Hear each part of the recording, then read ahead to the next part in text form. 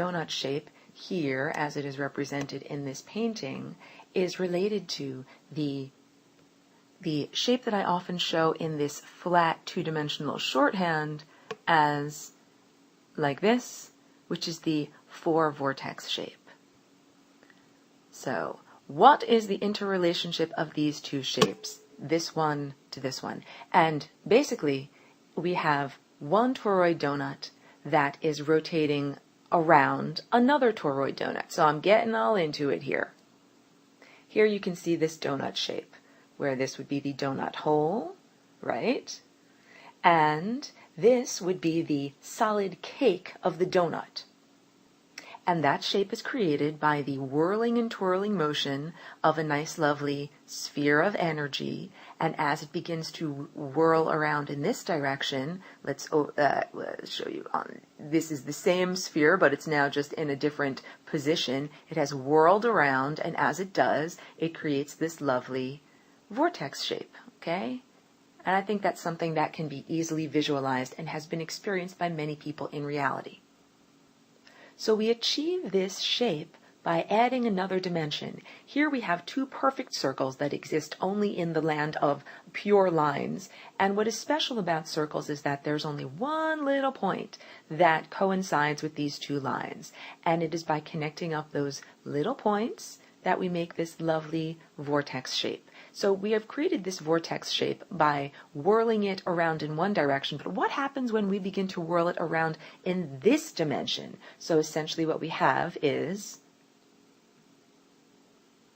we have this lovely donut shape right here, and it's already going like this, but what we do now is begin to spin it like this. And what happens is that the lovely points that were connected up here begin to whirl around like this, and around like this.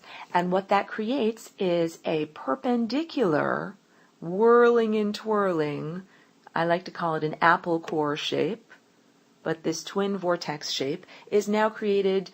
And I say it is from the it is implied that that motion is implied by the whirling motion of these two. And so essentially what you have, I'm going to switch to a different color so you can see better. We have this one sphere that is like this, right? That's whirling around like this. And then there is the implied sphere that is implied, and it is whirling around in this direction. So also I'm going to give a reiteration and reminder that when I draw these lines here, what I'm drawing is a moving flow of energy. That is not just a line that's sitting there. It's like a waterfall where the surface of the water is actually created by the flowing of the energy.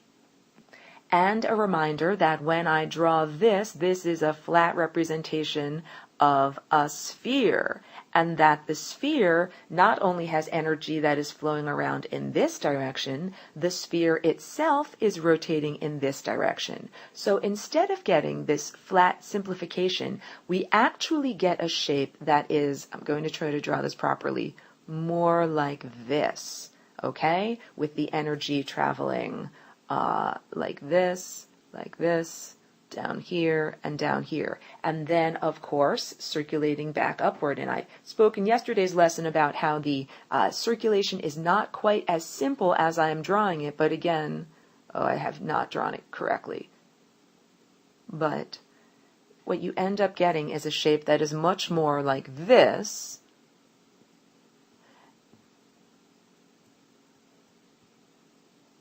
I hope that you can get the idea of what I'm drawing there. So here's one dimension going around this way. Here's another dimension going around this way. And then when we begin to move it as I have shown you before, we begin to rotate this toroid donut in this direction, therefore adding even another dimension. And so what we're essentially doing is taking one sphere and we begin to rotate it and spin it and whirl it and twirl it in all of these different directions, and that is how we end up with this lovely 4-vortex shape. All right? Now, let's bring it on home to the lasagna. What happens when we take this lovely 4-vortex shape that, remember, we have created this by taking one little old sphere and whirling and twirling it in various different dimensions until we come up with this lovely shape.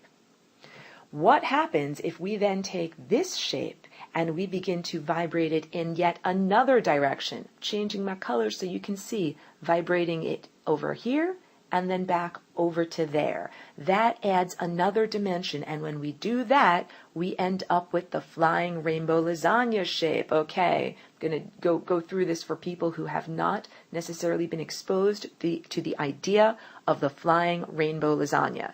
This shape over here, named lasagna because of the resemblance to the curly edge of a lasagna noodle, rainbow colored because all of these calibrations come from light waves. They all come from light waves that are from the sun. They have a nesting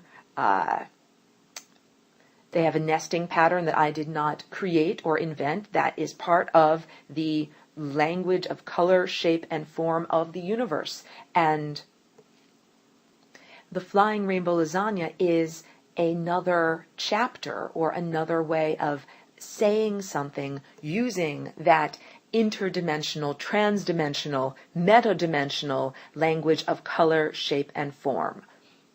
When we create this shape over here by essentially stretching the fabric of the universe, when we stretch it down like this, we end up with one little point at the middle there. And that little point is one. It is the center point. It is the singularity. Let's say this. There's only supposed to be one of it. And so here we have all of those little points pointing to one same direction.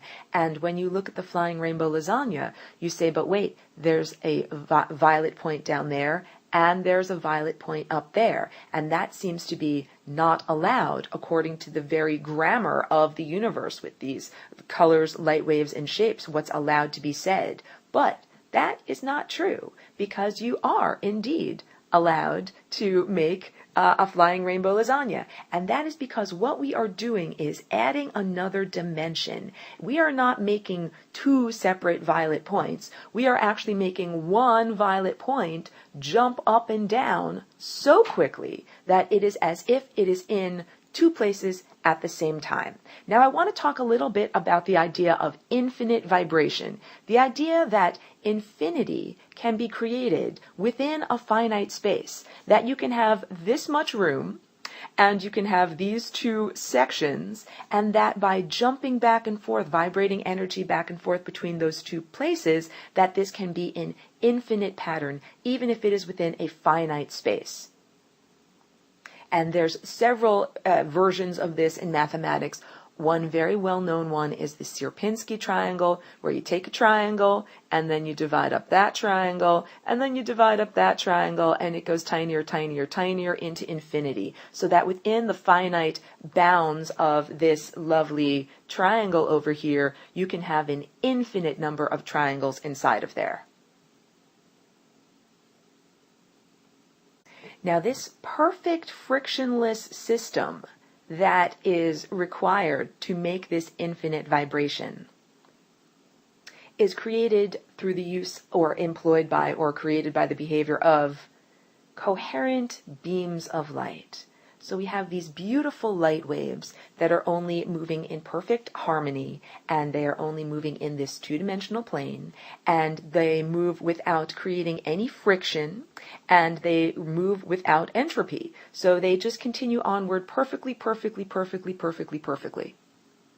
So we're talking about beams of light, and remember I have said in previous lessons that you are a ball of possibilities, that you have a non-physical light body that surrounds and interpenetrates your physical presence, and that it is something that is acknowledged by science in the sense that you have an electromagnetic field with the electric system of your nervous system carrying electrical impulses, and by that notion creating magnetic waves, and even the EEG waves that are tested off of people's brains that are able to be perceived by science is part of our electromagnetic field.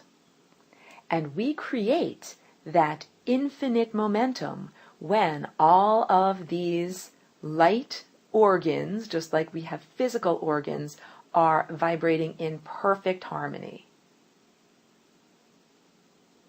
as a beautiful, frictionless system. This is just the beginning of understanding the flying rainbow lasagna, which is a very large topic and which I will continue to return to in future lessons.